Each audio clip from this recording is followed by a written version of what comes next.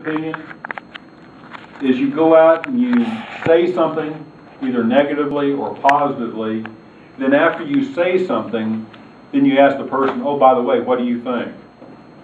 So-and-so is an adulterer. He cheats on his wife all the time. What do you think about his views on family values? Well, of course, most people are going to say, well, I think his family values stink if he's an adulterer. He goes around chasing women all the time. So that's kind of a push-pull.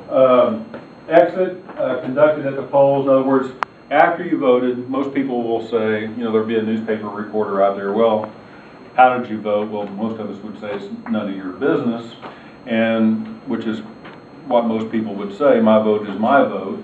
But they will ask you questions if you will give them an answer, and they'll try to infer from your answers how, what your likelihood of voting for candidate A or candidate B was.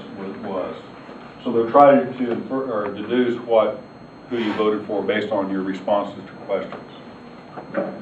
What Americans think about politics, the most important problem, public opinion about government. 9% of net mention of the economy, 63% seem to be rather concerned. Trusting government to handle international problems, about 57% of people think that the government's capable of handling international problems effectively. That's down quite a little bit. Trust in government to handle domestic issues, that's down to about 46%. That's pretty low. Are you a little concerned about that? So only 46% think that the government is effective in dealing with domestic issues. Trust in the executive branch of government, 49%. You can kind of see, this is when Barack Obama was elected, 61%. It's kind of fallen off. Barack Obama's concerned about this right now. And he's concerned about you in 2012 turning out the vote to getting reelected. So he's concerned about this. Not quite as bad as it was with George W. Bush at the end of his second term as president. George W. Bush, this is basically 2001, 9/11. He peaked out and then he steadily fell off over a period of time. Trust in the legislative branch of government, 36%. This is pretty generous. I mean, it's really kind of, depending on which poll you look at, actually it's down in the tank. It's about 12 to 18%. Trust in judicial branch of government. Well, this is kind of a flat line. And why do you think this line is flat? Is it more constant? It is more constant, but why is it more constant? It's less seen as politically aligned. Yeah, it's apolitical. It's less transparent than the executive and the judicial branch of governments are. It's less transparent, so we really don't know what's happening on the inside of the Supreme Court.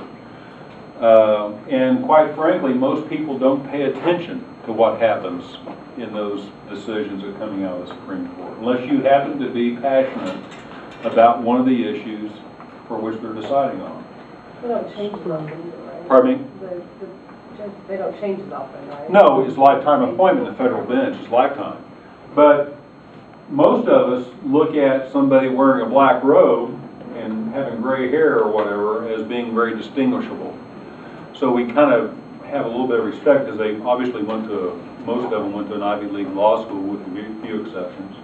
They've had a very esteemed legal career, and now they're sitting as either a federal trial court judge or a circuit court of appeals judge or a Supreme Court justice. And so generally we tend to hold them in relatively high regard. Yes? I also think that unless you really paid attention in your high school government class or you went through a college government class, you don't understand the judicial branch of government. That's what I'm saying. It's less transparent. We just don't pay attention to it. That's right. So what is the public opinion and why is it important? How is opinion best measured? How do we know these measures are reliable? So basically we talked about your opinion. Everybody in here has one, I think. Even at 9 o'clock in the morning.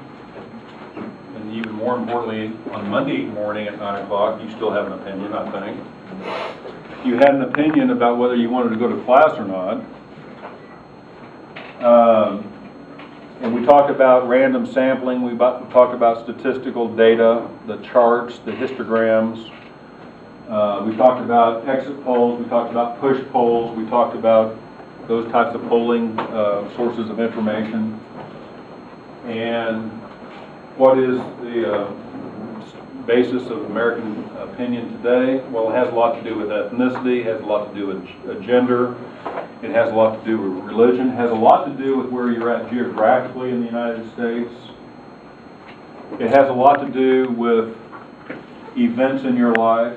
It has a lot to do with Maslow's hierarchy of needs on an individual basis. It has a lot to do on your education level, your income level.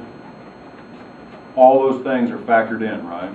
And it's very heterogeneous. It's very complex because we are a very diverse nation. We also know that depending on what ethnicity you are, you're much more likely, if you're other than white, you're much more likely to prefer Democrats over Republicans. That concludes chapter 6. We'll see you on Friday.